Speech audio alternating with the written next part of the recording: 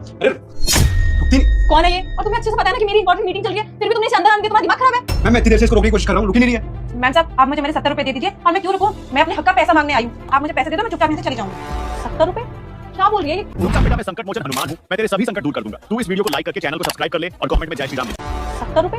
क्या बोल रही है ये? कौन से 70 रुपए? तुम्हें पता है? मैम मुझे नहीं पता, मेरी तो ये बात ही नहीं सुन रही। मैम साहब, मैं आपकी कंपनी के बाहर नारियल पानी की रेडी लगाती हूँ। आपकी कंपनी में एक मैनेजर है जो बड़ी बनठन के रहती है और बदतमीज है एक नंबर की। वो मेरी रेडी में नारियल पानी पीने आई और जब मैंने उससे पैसे मांगे तब उसने मेरे से कहा, मैम साहब पैसे? क्या कहा? पैसे दे दूं?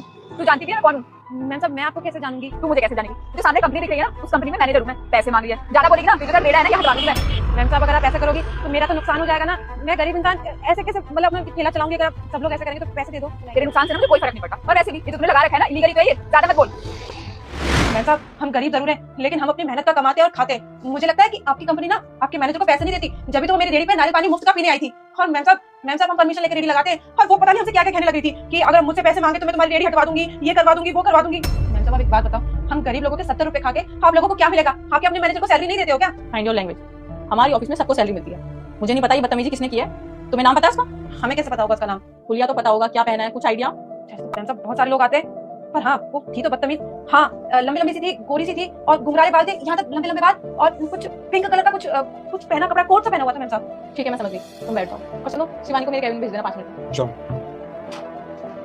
यस मैम, बोलिए। मैम साहब, यही है जो मेरी रेडी पर आई थी। तू यहाँ क्या कर रही है और बैठी किससे पूछ के? चल जा। मैंने उसे बैठने के लिए बोला है। अगर वो यहाँ बैठी है तो तुम्हें कोई प्रॉब्लम है? मैम, आप जानते नहीं हो गरीब लोगों को, ये लोग बस पैसे ऐठना जानते हैं और कुछ नहीं आता इन्हें।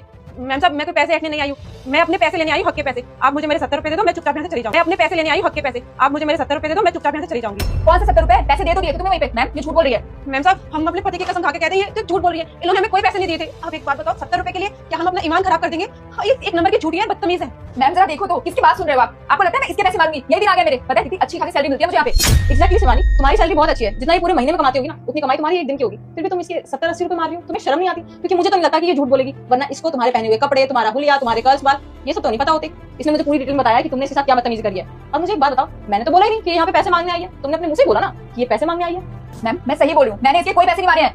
मैम साहब, झूठ बोल रही है और अगर 70 रुपए के लिए मुझ पर झूठा इल्जाम लगा रही है ना, तो कोई बात नहीं। मैम साहब, वो 70 रुपए ना आप ही रख लो, मैं समझूंगी मैंने किसी गरीब को दान कर दिए। नहीं, ऐसा नहीं होगा, ये पैसे देगी। पैसे दो। मैम बोला ना मैंने पैसे दे दिए उसको। पैसे दो। समझ नहीं आता एक बार में तुम्हें? ये ले, और छुट्टे रख लेना, ये औकात है तेरी। हम गरीब जरूर है पर बेईमान नहीं। हिसाब करना हमें अच्छे से आता है।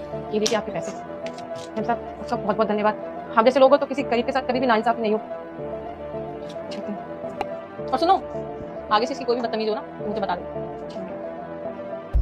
शिवानी, कैसा लगा तुम्हें अपनी बेइज्जती करा के? तुम इतनी अच्छी पोस्ट पे हो, इतनी बड़ी